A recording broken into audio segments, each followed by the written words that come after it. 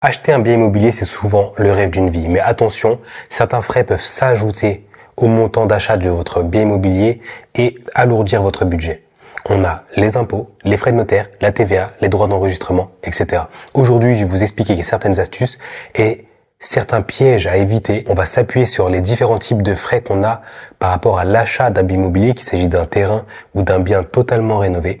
Et je vais vous présenter aussi un tableau qui va démontrer tous les frais, qui va tout récapituler, comme ça au moins ça sera clair pour tout le monde. En France, chaque transaction immobilière est soumise à des frais. On a d'abord l'impôt civil comme les émoluments du notaire ou les frais de notaire, et on a aussi l'impôt fiscal comme les droits de mutation. Par exemple, lorsque vous achetez un bien, vous avez un impôt sur le transfert de propriété. Sur un bien à 200 000 euros, vous pouvez avoir des droits de mutation entre 5 à 7%, donc entre 10 000 et 14 000 euros. Le notaire est incontournable dans toute transaction immobilière. Mais voilà, il a des frais et c'est important de savoir quel est le montant de ces frais. Par rapport aux frais, on n'a pas de surprise, mais il faut savoir que dans certains cas, il peut y avoir des frais additionnels, des services supplémentaires qui peuvent être facturés. Pour reprendre l'exemple du bien à 200 000 euros, on peut avoir des frais de notaire à 2 500 euros, mais ça va dépendre du type de bien, de sa localisation. Le graphique que je vous montre détaille comment la TVA et les droits de mutation s'appliquent si le bien est neuf, si le bien est ancien ou même s'il s'agit d'un terrain à bâtir. Par exemple, pour un bien neuf,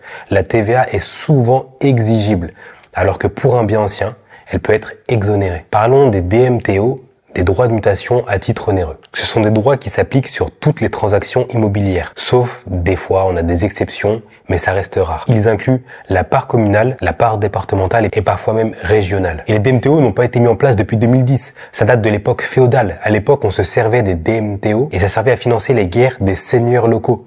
Aujourd'hui, ils servent à financer les infrastructures publiques. La TVA immobilière est aussi à prendre en compte dans le calcul de l'achat. La TVA s'applique principalement sur les biens neufs ou les terrains à bâtir, mais il existe des taux réduits si jamais le bien est vendu dans le cadre d'un programme social ou même si le vendeur s'est engagé à bâtir. Pour un bien à 150 000 euros, la TVA à 20% représente 30 000 euros.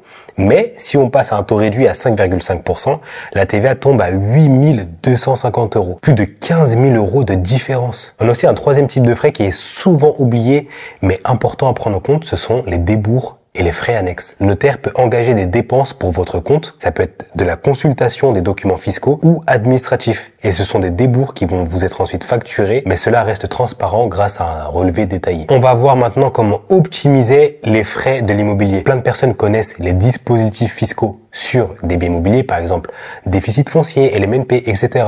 Mais qu'en est-il pour réduire ces frais liés à l'acquisition d'un bien immobilier? Est-ce qu'on peut? Eh ben oui, on peut. Je vais vous donner 3 méthodes qui vont vous permettre de réduire vos frais sur l'acquisition d'un bien immobilier. Donc déjà, quand on parle de frais, on parle de quoi? On parle surtout de frais fiscaux. Donc par exemple, les droits de mutation à titre onéreux.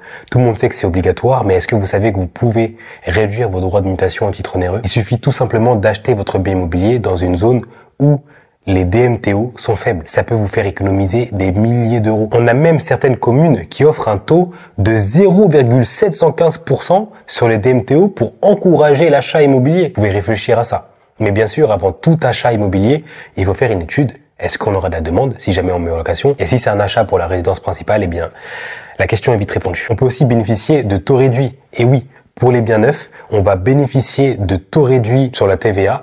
Et si on achète dans une zone ANRU, donc une zone de quartier prioritaire. Informez-vous auprès de votre notaire ou votre promoteur immobilier. Sur le tableau, on voit comment les taxes varient selon la nature du bien. Par exemple, un terrain qui est non constructible est exonéré de TVA, alors qu'un bien achevé depuis moins de 5 ans est soumis à un taux normal. Acheter un bien immobilier, c'est bien plus que signer une feuille. Il est important de savoir tous les coûts cachés pour éviter les mauvaises surprises. Je vous laisse écrire vos questions dans les commentaires ou prendre un rendez-vous directement avec moi, c'est gratuit.